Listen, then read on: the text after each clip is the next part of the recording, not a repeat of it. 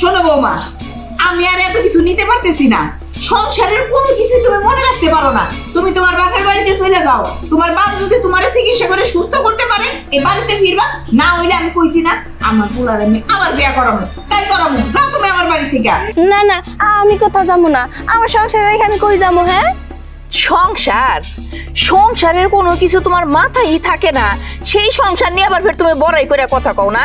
যে সংসারের তুমি একটা কাজ কাম তুমি মনে করতে পারো না, যে সংসারের কোনো কাজ কাম তুমি নিজে হাতে করতে পারো না। হ্যাঁ, আমার ছেলে তোমারে 10,000 টাকা দিয়েছে, সেই টাকাটা কই রাখছো তোমার মনে নাই?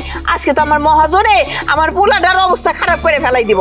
শুনো, আমি এত কথা জানতে চাই না। তুমি এই বাড়ি থেকে বাইরে যাইবা, এটাই হলো আমার শেষ কথা। যাবো না আমি আম্মা, আপনি যত যাই কোন। যাবা না? না, আমার বাড়ি থেকে তুমি আমার কথা মতন বেরোবে না। হারামজাদি, আমার কথা মতন আমার বাড়ি থেকে বেরোবি না। না, তুই আর আমার বাড়িতে ফিরে আসবি না। বুঝতে পারছি এই সংসারে আমার আর থাকা হবো না। মনে হয় দোষটা আমারই। সবকিছু কেমন জানি ভুইলা ভুইলা যাই আমি, ভাল লাগে না কিছুই।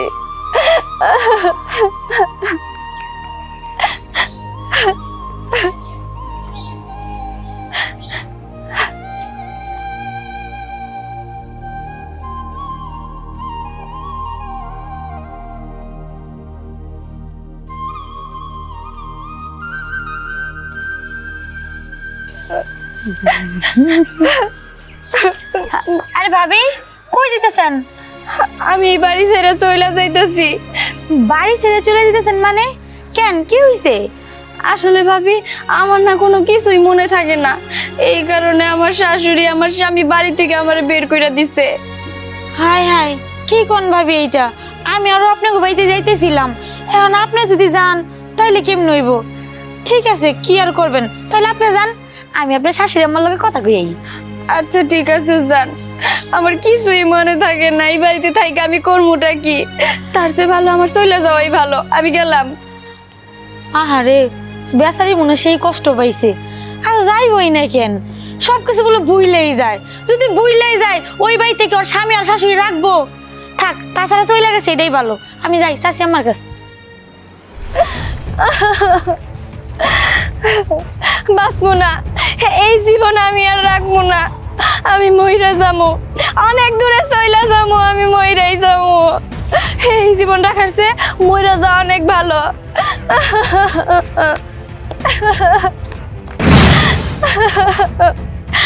বাঁচবো না আমি, এই পুকুরে ঝাঁপ দিয়ে আমি মইরা যাবো। কারণ কেউ আমার চায় না, আমার কেউ ভালোবাসে না, আর আমার কিচ্ছু মনে থাকে না। এই জন্যই কেউ আমার ভালোবাসে না। তাহলে আমি বাইসে থেকে কর্মটা কি? আমি মইরাই যাবো, আমি মইরাই যাবো। মাওলা ইল্লাল্লাহ। বল মা, তুই আত্মহত্যা করতে চাচ্ছিস কেন? আসলে আমি সবকিছু ভুলা যাই, আমার মাথায় কিচ্ছু থাকে না। এই কারণে আমি আত্মহত্যা করতে চাই। কিন্তু আপনি কে? আমি কে? আমি জিনের বাদশা। আমি আকাশে বাতাসে সব জায়গায় মিশে থাকি মা। কেউ যদি বিপদে পড়ে তখন আমি আর নিজেকে স্থির রাখতে পারি না।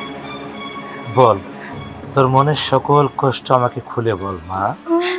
আমি আর কি কষ্ট কমু বাবা, আমি মইরা যাইতে চাই। কারণ আমার স্বামী আমার শাশুড়ি আমার এই বাড়ি থেকে বের করে দিছে। তারা চায় না আমি ওই বাড়িতে থাকি। এই জন্য আমি সিদ্ধান্ত নিছি আমি আত্মহত্যা করে মইরা যামু। না, মরণ যাব না। আত্মহত্যা করা মহাপাপ।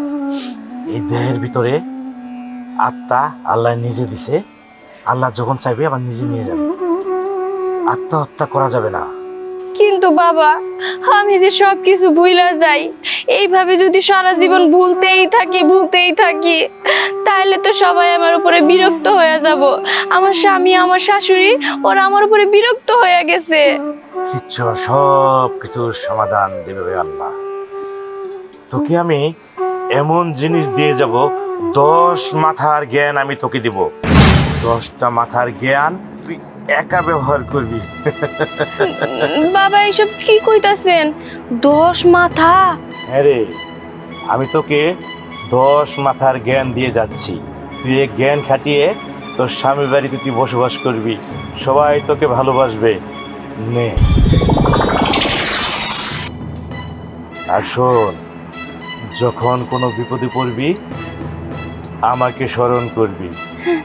আল্লাহর ইশারায় আমি সাথে সাথে চলে আসবো রে। ঠিক আছে বাবা, আমি আবার বিপদে পড়লে আপনারা স্মরণ করবো। আচ্ছা ঠিক আছে। হক মাওলা ইল্লাল্লাহ। বাবা, বাবা আপনি চলে গেছেন? বাবা মনে হয় চলে গেছে, কিন্তু বাবা যে কয়ে গেল আমার নাকি 10 মাথার শক্তি হয়ে গেছে, এইবার আমার কোনো কিছুই মনে থাকবো না।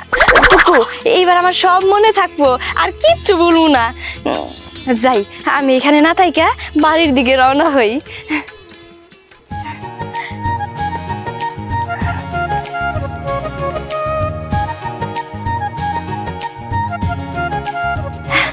আচ্ছা, দরবেশ বাবা তো কইলো যে আমার নাকি 10 মাথা হবো, 10 মাথার শক্তি আমি পামো, কিন্তু এখনো তো হইলো না। কখন আমার 10 মাথা হবো?